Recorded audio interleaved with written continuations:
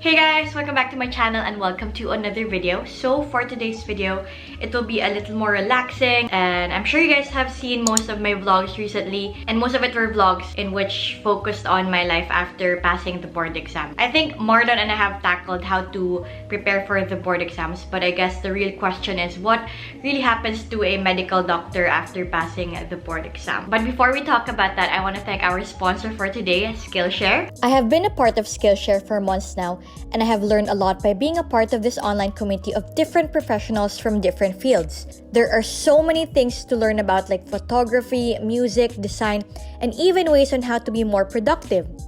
I currently love the classes on finance, like this class from Chris B on create a personal budget, take control of your finances, and carries the art of problem solving and pursuing excellence, which have helped me find inspiration, especially now that I'm adulting. For only less than $10 a month of subscription, you get to learn so much and be part of this community with Skillshare Premium. For a limited time, click the link in the description box to get a free trial of Skillshare Premium membership. The first 1,000 to click the link in the description box will get a free trial of Skillshare Premium membership. And being a part of this community has really helped me in learning so much more other than what I usually learn in my current field. Once again, thank you Skillshare for sponsoring this video. So now let's move on to our topic for today, which is the life after board. So if you guys have been watching medical videos or students or medical interns, if you ask them what would happen to a doctor after passing the board exam. So of course, after you pass your board exam, you are now a licensed doctor. That means that you can add MD to your name officially, because after you graduate medicine you can add an MD after your name, but still you can practice medicine. But because you are now a licensed medical physician after passing your board exam, you can officially practice medicine, see patients, and treat patients. How and when will you become a doctor? Most of the time people will answer after passing the board exam, will go straight to residency and then fellowship, and then that's the time that they become a doctor, a licensed doctor, or officially practice as a consultant. But that's actually false.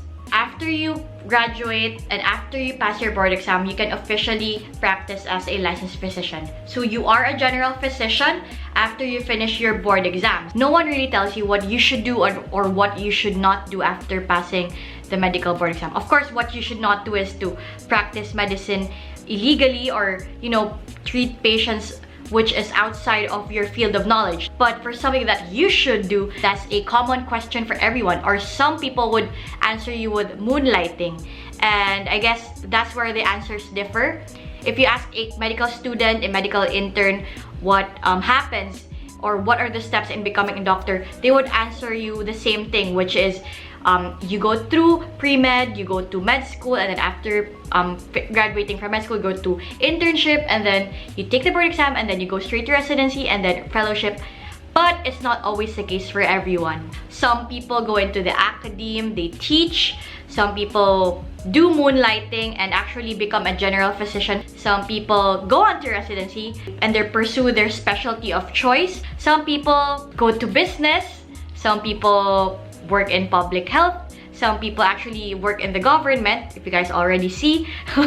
And yeah, there are so many other things that people can do after passing the medical board exam. And so for the last few months, I had to enlighten myself about it. I feel like I have to personally talk about my experiences after passing the board exam in order to actually tell you guys more about this, because I had a lot of things that went on in my head after passing the board exam. So I guess I would tell you guys now more on my personal life after board. It's different for our experience. The pandemic really affected everyone. Even the board's review process during the entire pandemic, it was harder than usual. You don't get to see your family, you don't get to see your friends. Well, in my case specifically, I wasn't with my family for the entire board's review. I was in Manila all by myself and I did my review there. And it was just me, and I saw Jem and Jem's family from time to time, but it was just mostly me. I was in isolation because I could not review when I will be here, like at home. It made me more focused on reviewing, but at the same time, it really affected my health, like mentally. There were a lot of times when I would have a lot of breakdowns, and not just because of being tired from reviewing or studying. It was mostly because it stemmed from the fact that I wasn't able to see my family, and it was a lot of homesickness that happened. Honestly speaking, after passing the board exam, there are a lot of things that went through my head, like, what should I do next? Am I gonna go straight to residency? How could I do that? And stuff like that. On a usual basis, when you are taking your board exam for September, it gives you ample time to prepare your mind, like mentally and emotionally, for residency if you want to go straight to residency, because you have October, November, December. Usually residency starts kasi January, so you have pre-residency before you start actual residency. So when you say pre-residency, that's when applications come in into the specific hospital, the training hospital. Pre-residency period will determine who will stay in the hospital, who will get accepted, and who will eventually become like appointed residents in that certain hospital. But in our case, it was different because of course they needed doctors, and so na-speed up lahat. Even after finishing the board exam, nag-start na yung pre-residency period. Like I had friends who went straight into pre-residency like the day after, you know, the board exam. So they didn't have any rest, but yeah, go for them. And I'm rooting for all of my friends who are now residents, and I'm so proud of them. But in my case, it was a different story. It was like a back and forth process for me. Because number one, I really wanted to go home and see my family. I don't like to think about that time because it makes me cry. But how could I see them if I would start pre-residency? And that meant I also had to go straight to residency. And even if I would go home, it wouldn't be feasible because there was a 2-week quarantine. I guess if it weren't for COVID, I would have gone straight into residency. You know, it was what I originally planned. It was always in my head that after passing the board exam, I would go straight to residency, and that was always my plan. But I guess some things changed talaga along the way. And so I had a lot of time to reevaluate and reflect on a lot of things. Yeah, I was always crying because it was like I wanted to go straight into residency. At the same time, I wanted to spend time with my family. And I can't have both. So I had to choose one. And finally, I chose to be with my family and stay with my family. And so I talked to my parents about it. They were very supportive of my decision. Actually, they were the ones who told me that, you know, what happens after passing the board exam is not a competition anymore. I guess there's a lot of pressure that goes into going straight into residency that doctors actually experience. And I've seen my friends, and we've talked about it, and they've also felt the same pressure that I had. Your life after passing the board exam is your life this time. Sometimes you can't have everything. It's not a competition. No one's in competition here, and your only competition is yourself, the pressure you put on yourself. And I guess that was what happened to me. I put so much pressure on myself because I saw other people doing it, and it spiraled down eventually. Time to step back a little and not give into this kind of pressure that I was feeling. So I sat down and talked to my parents, and I told them that I wanted to do this, but I also wanted to do family time. They were very, very honest in telling me whatever I wanted to do, they will just support me. And so I had a lot of thinking. Like I was praying that maybe they would open a slot in January for the hospital that I wanted to apply to.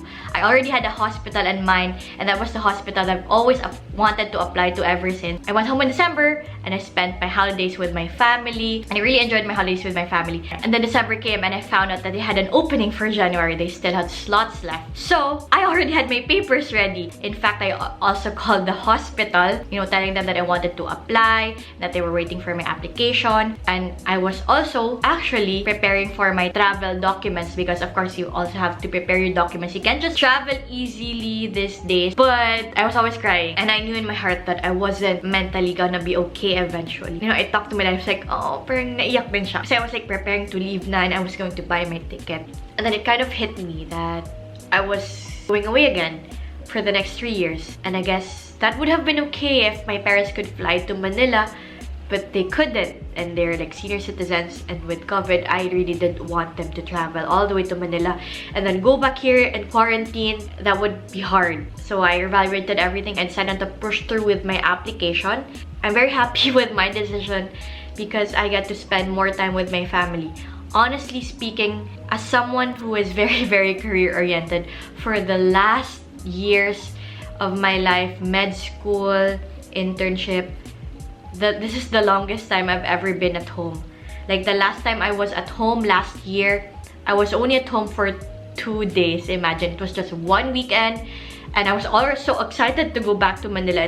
There was always a sense of excitement that came with, you know, working and going to work and, you know, going to school. There was always some form of excitement that came with it. But I guess mentally I was affected with isolation and, you know, COVID and being in Manila for the longest time without my family. I'm not really ready emotionally and mentally. I decided to step back and thought that it would be better for me I just spend time with my family this time and then wait for the next opening. If my opening ulit, that's the time that I would apply. Yeah, it was really the family time that I really missed a lot. I mean, I guess no one really tells you about these things, you know. Like, doctors are very upfront, and when they're in action, they're very confident, and, you know, everything that you see on TV, on the Grey's Anatomy, and what goes on like in the sidelines when you're not watching a doctor in action, that's what really happens. Like, in a sense that, you know, doctors are also human, so they also have emotions, they also have families to go home to, they also have friends, and they also have a social life. And they actually sat me down and talked to me. They were telling me that it's not something that you should pressure yourself into going into straight away. So that's why I'm trying to open all my options as of the moment into moonlighting. So I guess in a sense, life after boards, there are so many things that you can do after passing your board exam. Some people take the USMLE, not just USMLE. There are other also opportunities for them. Like, some people take the P-Lab, which is for the UK. Some people take the AMC, which is for Australia. There are so many opportunities that are in store for licensed physicians that not everyone will always openly talk about. What I'm trying to say is, you know, whatever you choose to do after you pass the board exam is really up to you. One takeaway that I can give: whatever you choose to do in life as a licensed physician, do it with purpose. Go for what you want. At the same time, find purpose in what you are doing. Because, you know, other people would always tell you the same thing. Here I tell you that, you know, sometimes it's not always a straight line. There are other detours along the way that help you become a better physician in the future. It's not the same for everybody. But something that I plan to do, assisting my mom and helping my dad as well with their hospital works and stuff. That's what I'm doing. Just really finding other opportunities for me to do as a licensed physician at the moment, since I'm not yet doing residency and I'm still with my family. So I'm finding work opportunities here at home as of the moment, before I eventually fly back to Manila kapag may opening na. So yeah, those are my plans. Like, no one will ask you, your patients will not ask you, what age did you go to when you were in med school? It's really all in your head, and you trying to be affected by what other people think. So I guess at this point in time, we should not be bothered by what other people think. To all our future doctors watching this video, I just really wanted to share that part of the story of life after boards, in a sense that there are different things that you can do after passing the board exams. But I guess the biggest takeaway is that whatever you choose to do in life as a licensed physician, do it with passion, do it with purpose. Kung ano man pinapagdaanan nyo, hardships, don't compare yourself to others. Just really focus on yourself. There's no one in competition here but yourself. So don't put too much pressure on yourself. For the next few videos, please do leave it in the comment section below what videos you want to see from me in the next few months, because I still have time to do YouTube. Yay! Woohoo!